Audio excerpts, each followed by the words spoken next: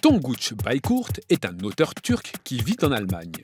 Ce soir, il nous parle de sa lettre préférée, une lettre qu'on trouve dans l'alphabet turc et dans l'alphabet allemand.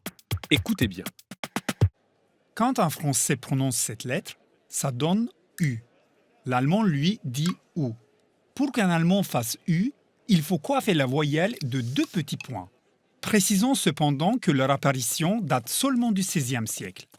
Avant, un minuscule E posé sur la lettre indiquait l'inflexion. Parce que le E manuscrit ressemblait un peu à deux traits verticaux, cette graphie s'est progressivement imposée, d'abord les traits puis les points. Si je vous raconte tout ça, c'est parce que je suis turc et que j'entretiens de ce fait une relation très particulière avec le U. Je m'explique.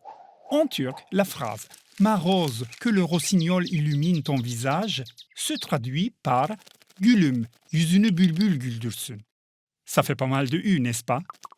Sachez aussi qu'un coq turc ne fait pas kikiriki à l'allemande ou cocorico, mais u.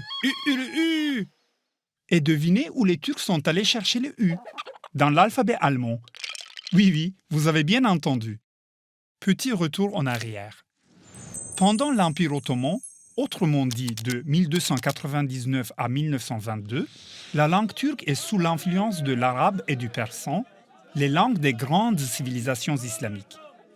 Même si le turc a le statut de langue officielle, il s'écrit avec des caractères arabes de droite à gauche, ce qui rend la lecture et l'écriture plus difficiles à apprendre. Beaucoup de Turcs restent analphabètes. Lorsque le ministre ottoman de l'instruction publique Munif Pacha envisage à la fin du XIXe siècle de réformer la langue, il échoue dans les grandes largeurs. La résistance des islamistes est encore trop forte.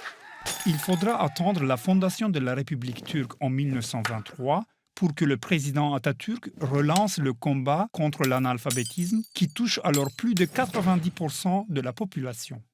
Une commission spéciale est mise sur pied, sans résultat. Du coup, le chef de l'État décide de prendre les choses en main. Pendant toute une nuit, il travaille d'arrache-pied, essayant de transcrire le turc en alphabet latin. Car il est persuadé que l'alphabet latin rendra mieux la richesse en voyelles de la langue turque que l'alphabet arabe. Il supprime alors les caractères Q, W et X qu'il juge inutiles. Il invente de toutes pièces une nouvelle lettre, à savoir le I sans point, le E, et il fait des emprunts à d'autres langues. Dans l'alphabet français, il est allé piocher la cédille, qui se prononce tch, dans l'allemand, le E et le U.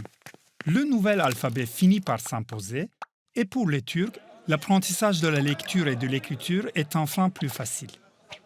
Et c'est aussi un peu grâce aux Allemands. Jusqu'à présent, seuls les linguistes le savaient. Maintenant, vous aussi.